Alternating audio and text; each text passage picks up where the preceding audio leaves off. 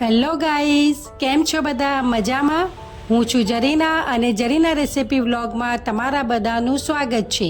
આજે હું તમારા માટે કેરીની એક સરસ મજાની રેસિપી લઈને આવી છું. તો ચાલો આપણે રેસિપી સ્ટાર્ટ કરીએ. તો અહીં મેં તોતાપુરી કાચી કેરી લીધી છે. તમારી પાસે જે બી કાચી કેરી હોય તેનો તમે ઉપયોગ કરી શકો છો અને સરસ મજાની આ રેસિપી બનાવી શકો છો. તમે જો 2 રોટી ખાતા હશો તો આ રેસિપી બનાવશો, આ શાક બનાવશો તો એનાથી 2ને બદલે તમે 4 રોટી ખાઈ જશો, એની હું ગેરંટી આપું છું. એટલી સરસ મજાની આ રેસિપી બને છે અને ફક્ત 5 મિનિટમાં બનીને તૈયાર થઈ જાય છે. તો જો તમારી સાથે વાતો કરતાં કરતાં મેં કેરી પણ છીલી લીધી. હવે આપણે એના ચીરા કરીશું. આ રીતે ચીરીઓ કરી નાખીશું. ફ્રેન્ડ્સ, અને બધાને રિક્વેસ્ટ છે કે જો તમને મારી રેસિપી ગમે તો લાઇક શેર જરૂરથી કરજો અને લાઇકનો બટન પર જરૂરથી પ્રેસ કરજો. અને હમણાં સુધી મારી ચેનલને સબસ્ક્રાઈબ ન કરી હોય તો વગર ભૂલી ચેનલને સબસ્ક્રાઈબ કરજો. બાજુમાં બેલ આઇકોન છે એને પણ જરૂરથી પ્રેસ કરજો, જેનાથી મારી જે પણ વિડીયો આવે તરત જ તમને નોટિફિકેશનમાં મળી જાય. હવે જો આપણે કેરીને આ રીતે કટકા કરવાના છે. એક સાઈઝને આપણે આ રીતે કટકા કરી લઈશું. હવે આપણે અહીં પાણી ઉકળવા મૂકીશું. પાણી ગરમ થાય એટલે આ જે કેરીના કટકા છે એને આપણે પકવી લેવાના છે. જ્યાં સુધી કેરીના કટકા રાંધાય છે ત્યાં સુધી આપણે અહીં એક ગોળ લઈશું. ગોળ મેં અહીં કેરીની જે ક્વોન્ટિટી છે એનાથી અડધી લીધો છે. જેમ કે જો કેરી 250 ગ્રામની હોય તો 100 ગ્રામ કે 125 ગ્રામ જેટલું જ તમારે ગોળનો ઉપયોગ કરવાનો છે. આ રેસિપીમાં જો તમે ગોળનો ઉપયોગ કરશો તો તમારી રેસિપી બહુ જ સરસ બનશે. અને આ રીતે આપણે ગોળને કાપી લેવાનો છે. જો આપણો ગોળ પણ કપાઈ ગયો છે. ચાલો આપણે ચેક કરી લઈએ આપણી કેરી. અહીં જો કેરી છે એ આપણે વધારે પકાવવાની નથી. 50 થી 60% સુધી જ આપણે કેરીને કૂક કરવાની છે.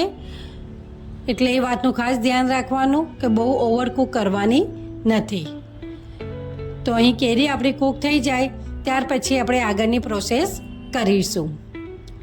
ફ્રેન્ડ્સ, તમે મારી વાયરલ જે કેરીની ચટણી છે એને બહુ જ સારો રિસ્પોન્સ આપ્યો છે. એના માટે હું તમારા બધાનો આભાર માનું છું કે તમે મારા એ વિડીયોને બહુ જ પસંદ કર્યો છે. અને આશા રાખું છું કે તમને આ રેસિપી પણ ગમશે અને તમે આ વિડીયોને પણ એટલો જ વાયરલ કરશો. તો તમે જો મારી આગળની વાયરલ રેસિપી ના જોઈ હોય કેરીની તો તમે જરૂરથી મારી ચેનલ જરીના રેસિપીનો જોજો અને એ વિડીયોને કમ્પ્લીટ આખો જોઈ લેજો. હવે જો આપણા 50 થી 60% બફાઈ ગયા હતા એટલે મેં કેરીના કટકાને કાઢી લીધા છે.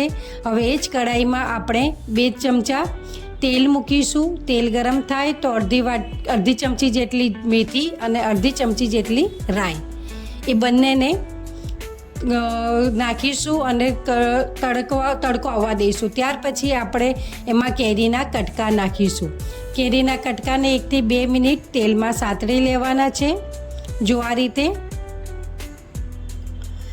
કેરીના કટકા જ્યારે સતરાઈ જાય પછી આપણે એમાં સ્વાદ અનુસાર નમક મીઠું નાખીશું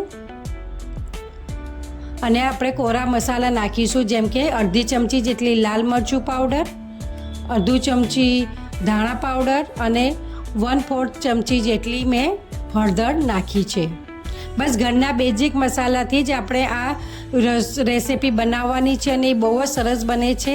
તો એકવાર જરૂરથી મારા સ્ટાઇલમાં ટ્રાય કરજો. તમે ઘણી જાતની કેરીઓ ચટણી બનાવી હશે પરંતુ આ એકદમ ઇઝી છે. જે બિગિનર્સ હોય જેને રાંધતા ના આવડતો એને પણ માટે આ બહુ જ ઇઝી રેસિપી છે.